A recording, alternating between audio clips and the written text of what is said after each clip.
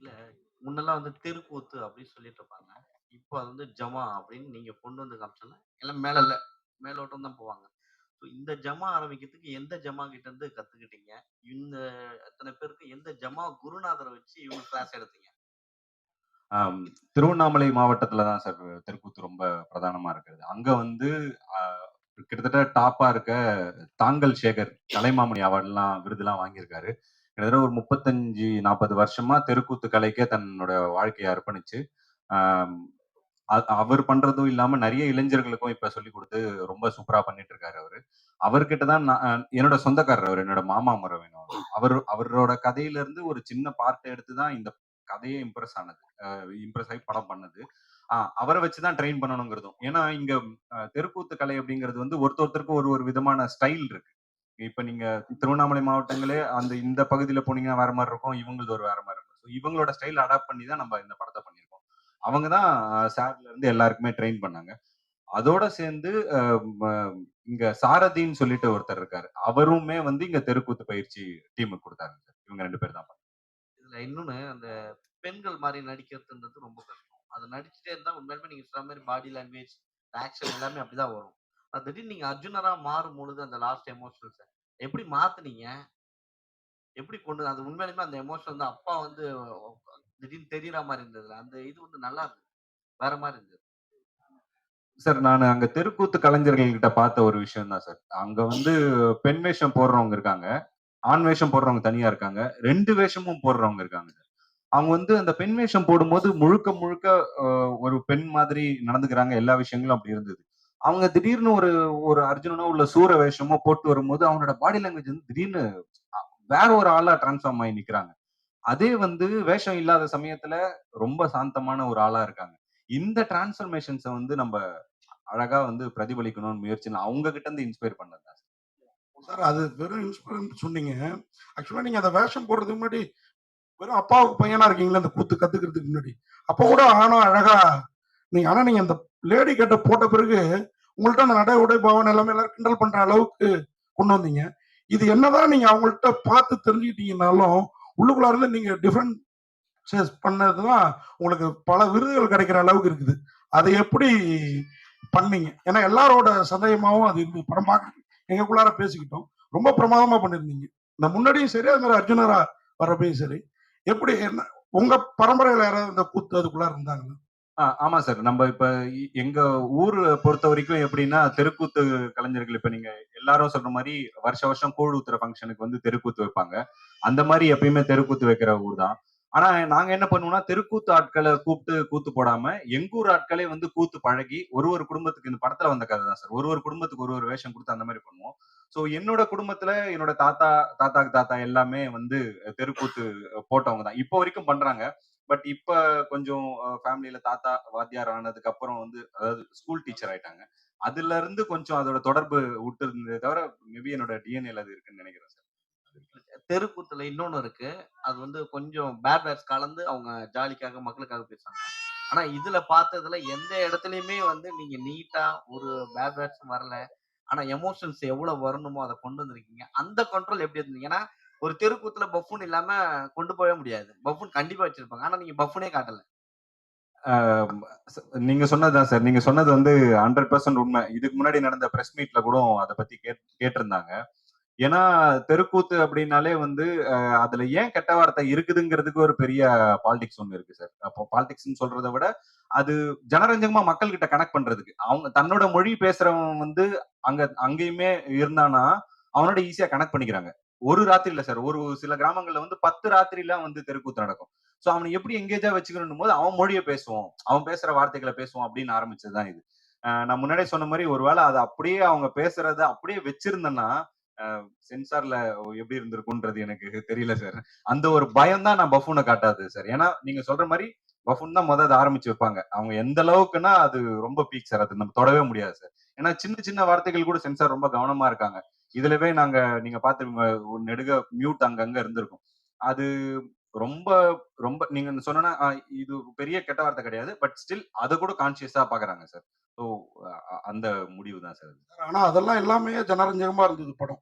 எக்ஸ்ட்ரானரியா இருக்குது. Thank you. அது என்ன மாரி நெறைய பேர் கேள்வி கேட்க இந்த படத்துக்கு வெயிட்டிங்கு. ஆனா நான் ஒரே கேள்வியில ஒரு 2, 3 கேள்விய கேட்டுர்றேன்.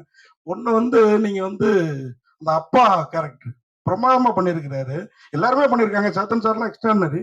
அவரு வந்து அந்த குளிக்கிறப்ப விரோதியா இருந்தாலும் சேத்தன் சார் விரோதி ஆனாலும், நமக்கு விரோதிங்கிறதுக்காக புள்ள விரோதியா இருக்கணும்னு இல்ல. நமக்கு பிடிக்கலங்கிறதுக்காக செய்யக்கூடாது. அவர் ஒரு அப்பாவா ரொம்ப பெருந்தன்மையா நடந்துக்கிட்டாரு. ஆனா நீங்க போய் அவங்க டீம்லயே சேர்றீங்க. நீங்க வழக்கமா இப்ப உள்ள பிள்ளைங்க மாதிரியே இருக்கீங்க. அது என்ன காரணத்தினால அப்படி ஒரு சீன் வச்சீங்க? அதே மாதிரி கிளைமாக்ஸ்ல அம்மா மாதிரி அபிராமி கூட நீங்களோ இல்ல அந்த இன்னொருத்தர் உங்களுக்கு சப்போர்ட்டா வர்றாருல அந்த ஊர் தலைவரோட பையன் அவரோ ஜோடி சேருவீங்கன்னு பார்த்தோம். அங்க போகவே இல்லை. நீங்க எதிர்பார்ப்பு வேணும்னே பொய்யாக்கிட்டீங்களா? அப்புறம் அதுக்கு மேல இந்த பூனை எக்ஸ்ட்ரானரி கேரக்டர் அது. அவர் வந்து ஆனா உங்களை புலியாக்குறதே அவருதான். அதை எப்படி உருவாக்குனீங்க? இது மூணுத்துக்கும் பதில் சொல்லுங்க. சார் முதல்ல வந்து அப்பா கேரக்டர் பத்தி சொல்லிடுறேன் சார். நீங்க சொன்ன அந்த சீன் வந்து எனக்கு ரொம்ப ரொம்ப பிடிச்ச ஒரு பர்சனலான ஒரு சீன் தான். ஏன்னா எங்க அப்பா கிட்ட நான் சொல்லணும்னு நினைச்சதுதான் படத்துல டைலாகா வச்சிருக்கேன் சார். ஏன்னா வீட்டுல வந்து அது அப்பா சொல்றதை கேட்க கூடாது அப்படிங்கிறதுக்காக இல்ல. அந்த அந்த அந்த ஜமாவே அப்பாக்காக தான் அவன் மீட்டெடுக்க முயற்சி பண்றான். அதுக்கான தொடக்கமா அது மேபி அதோட தொடக்க காரணம் வேறவா இருந்திருக்கு அவனுக்கு. பட் ஒன்ஸ் அதுக்குள்ள போனதுக்கு அப்புறம் தன் அப்பாக்காக தான் அதை மீட்டெடுக்கிறான். அப்படி ஒரு விஷயமா தான் அதை பார்த்தது.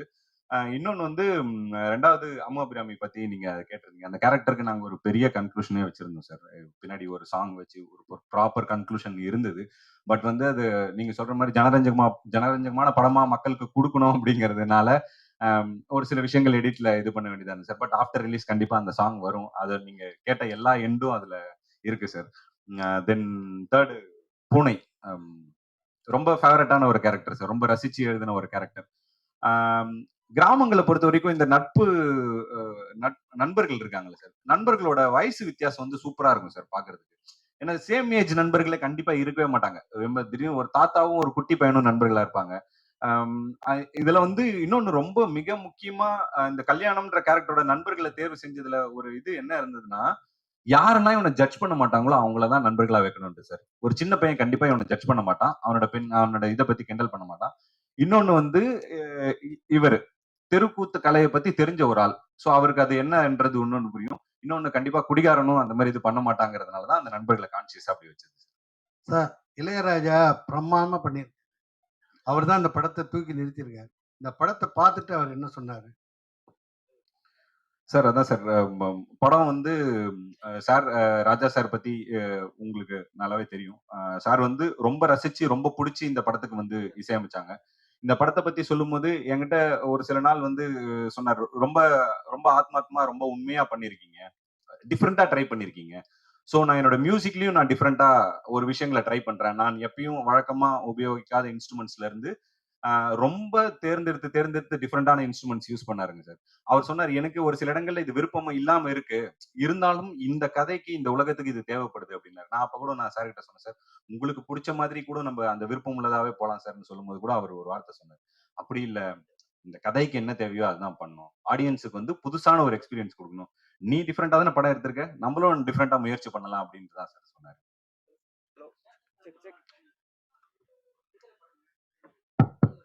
ஹலோ.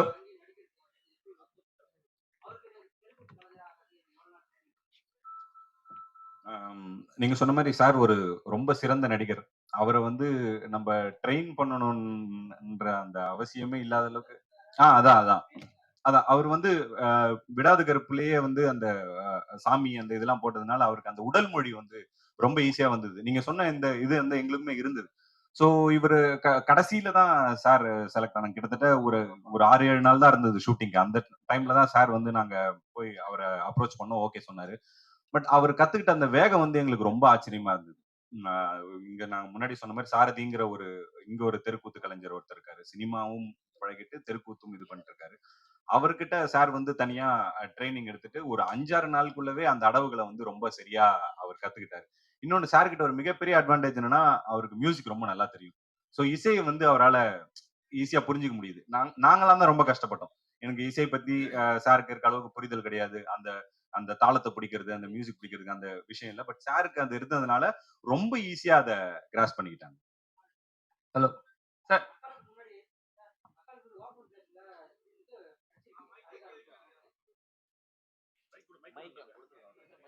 முறையா ஒரு நடிகரா மக்களுக்கு முன்னாடி அதிகாரம் பூசி வந்து நடிச்சிருக்கீங்க. ஓப்பன் பிளேஸ்ல மக்கள் முன்னாடி, அதாவது ஷெட்டுக்குள்ள நடிச்சுட்டு தான் ஸ்க்ரீன்ல பார்ப்பாங்க. நீங்க மக்களுக்கு முன்னாடி நடிச்சிருக்கீங்க. இவரு வந்து அந்த அர்ஜுனன் வேஷம் போட்டது, அவரு அந்த பெண் வேஷம் போட்டு, குந்தி வேஷம் போட்டு நடிக்கும்போது, அந்த ஆடியன்ஸோட கண்ணீர்லாம் லைவா காமிச்சிருந்தாங்க. அத நீங்களும் பார்த்தீங்க. கண்ணு திறந்து பார்த்துட்டு க்ளோஸ் பண்ணும்போது, நீங்க எப்படி ஃபீல் பண்ணீங்க அந்த நடிக்க? மக்களுக்கு முன்னாடி நடிச்சது எப்படி இருந்தது உங்களுக்கு? அரிகாரம் பூசி நடிச்சது. ஒரு நடிகரா நடிக்காம, ஒரு தெருக்கூத்து கலைஞரா ஒரு கிராமத்துல மக்கள் முன்னாடி நடிச்சது நீங்க எப்படி ஃபீல் பண்ணீங்க? இல்ல எனக்கு மக்கள் முன்னாடி இந்த அரிதாரம் பூசிட்டு நடிக்கிறது அது பெரிய கஷ்டமா கிடையாது. ஆனா அந்த அரிதாரம் பூசிட்டு அந்த வேஷம் போட்டு அந்த கிரீடம்லாம் வச்சுக்கிட்டு நடிக்கிறது தான் ரொம்ப சிரமமா இருந்தது. அப்போ அது ஒரு நீங்க சொன்ன மாதிரி அது ஒரு வேற ஒரு கலை. நம்ம நடிக்கிறது வேற, தெருக்கூத்துங்கிறது கலை. அந்த ஆர்ட் ஃபார்மே வேற ஆர்ட் ஃபார்ம் இல்லையா? ஸோ அத கத்துக்கிட்டு அதுக்கேத்த மாரி நடிக்கிறது தான் கஷ்டமா இருந்ததே ஒழிய, மக்கள் முன்னாடி நடிக்கிறது அது ஒண்ணும் புதுசு இல்லையே. 30 வருஷமா பண்ணிட்டு இருக்கிறது தானே. ஐ, இல்ல இயக்குனர் சார், ஓப்பன் பிளேஸ்லயும் நெறைய நடிச்சிருக்கோமே. இயக்குனர் சார், இந்த கதையை, அதாவது இந்த கலையை வந்து எப்படி முதல் முறையா அந்த படமாக்க நினைச்சீங்க? சார், நான் சொன்ன மாரி திருவண்ணாமலை மாவட்டத்துல இருந்து வந்தவன் சார் நானு. ஸோ சின்ன வயசுல இருந்து தெருக்கூத்து வந்து எங்க வாழ்வியலோட ஒரு அங்கமா தான் இருக்குது. முக்கியமா இந்த கதை எழுதுறதுக்கு மிகப்பெரிய இன்ஸ்பிரேஷனா இருந்தது அந்த தெருக்கூத்தோட சவுண்ட் சார். அந்த தாளம் அடிக்கிற அந்த நம்ம இங்க ஜால்ரான்னு சொல்லுவோம், அந்த தாளம்னு சொல்லுவாங்க. அந்த தாளத்தோட சவுண்ட் இருக்குல்ல சார். அது அது ரொம்ப சூப்பரா பயங்கரமா இன்ஸ்பயர் பண்ணுச்சு சார். அந்த அந்த சவுண்ட நம்ம திரும்ப திரும்ப கேட்கும்போது நமக்குள்ள ஏதோ ஒரு விஷயங்கள் பண்ணும். இந்த சவுண்ட வந்து மக்களுக்கு சொல்லும்போது புதுசா இருக்கும். தியேட்ரிக்கலா இந்த சவுண்ட் வந்து படநெடுக வரணும். எல்லா இடத்துலயும் இது பரவி நிக்கணும். அது சீன்ஸே அதுக்குள்ள இருந்தா எப்படி இருக்கும்? அந்த சவுண்ட் ரொம்ப புதுசா இருக்குமே அப்படிங்கிற முயற்சி தான் சார் இதோட ஆரம்பம். டைரக்டர் சார் இங்க ரைட்ல. நீங்க வந்து ஒரு ஹீரோயின வந்து செலக்ட் பண்ணும்போது, அவங்ககிட்ட ஒரு கதை சொல்லியிருப்பீங்க. அவங்க ஹீரோயின் வந்து எப்படி பார்த்தாலும் ஒரு லெஜெண்டான வந்து ஒரு ஹீரோவ தான் செலக்ட் பண்ணுவாங்க. அது இல்லாம வந்து என்ன சொல்லியிருப்பாங்கன்னா, எனக்கு இது மாரி ஸ்டோரி தான் வேணும்னு கேட்டிருப்பாங்க.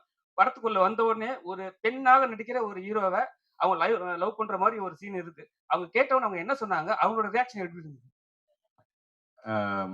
சார், இப்ப இந்த இந்த கதைய நான் வந்து இவங்க ஹீரோயின் கிட்ட சொல்றதுன்னு இல்லாம, இந்த கதைய ஆரம்பத்துல புரொடியூசர் கிட்ட சொல்றதுல இருந்தே இந்த இது இருந்தது. இத புரிஞ்சுப்பாங்களா? இவ்வளவு விஷயங்கள் நடக்குமா? இத சரியா புரிஞ்சுப்பாங்களா? அப்படிங்கிற ஒரு விஷயம் இருந்தது. ஆனா எனக்கு அ ஒரு மிகப்பெரிய லக் என்ன இருந்ததுன்னா, எல்லாருமே இத ரொம்ப சரியா புரிஞ்சுக்கிட்டாங்க. ஸ்டார்ட்டிங் ஃப்ரம் த புரொடியூசர்ல இருந்து உள்ள வந்த எல்லா நடிகர்களும் ரொம்ப மிகப்பெரிய புரிதல் இருக்க ஆட்களா தான் இருந்தாங்க. சோ அதனால அவங்கள கன்வின்ஸ் பண்றது வந்து எனக்கு பெரிய கஷ்டமா இல்ல. அவங்க வந்து ரொம்ப எக்ஸைட் ஆனாங்க எல்லாருமே. புதுசா இருக்கு. அவங்களுக்குமே வந்து அவங்க எப்பயும் பண்றது இல்லாம புதுசா ஒரு சேலஞ்ச் வரும்போது அத ரொம்ப ரசிச்சு பண்ணக்கூடிய, ரொம்ப கதையோட புரிதல் இருக்க நடிகர்கள் தான் எனக்கு கிடைச்சாங்க. அது பெரிய லக்கா நினைக்கிறேன்.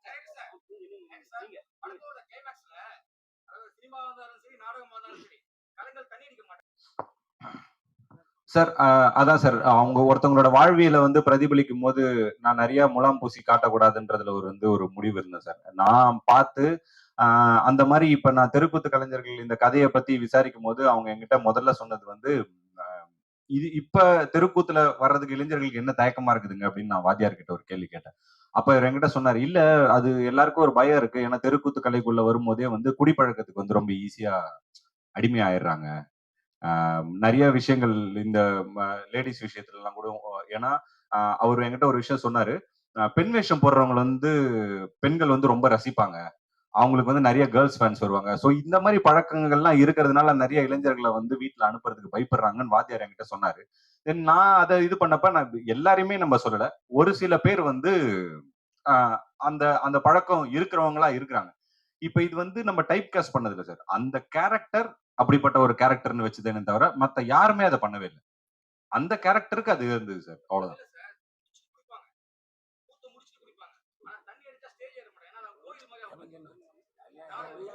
இல்ல சார். அதான் சார். எல்லாருமே அப்படி அப்படி இருக்கிறது இல்லைங்க சார். மேபி அந்த அந்த அளவுக்கு மாரல் இருக்க கேரக்டரா இந்த கேரக்டர் உங்களுக்கு புரிஞ்சிருக்கான்றது எனக்கு தெரியல சார். அவ்வளோ மாரல் இருக்க கேரக்டர் இல்ல சார். நீங்க திருவண்ணாமலை திருவண்ணாமலை ஜமா ஜமான்னு சொல்லிட்டு இருக்கீங்களே, நவராத்திரி பார்க்கலையா?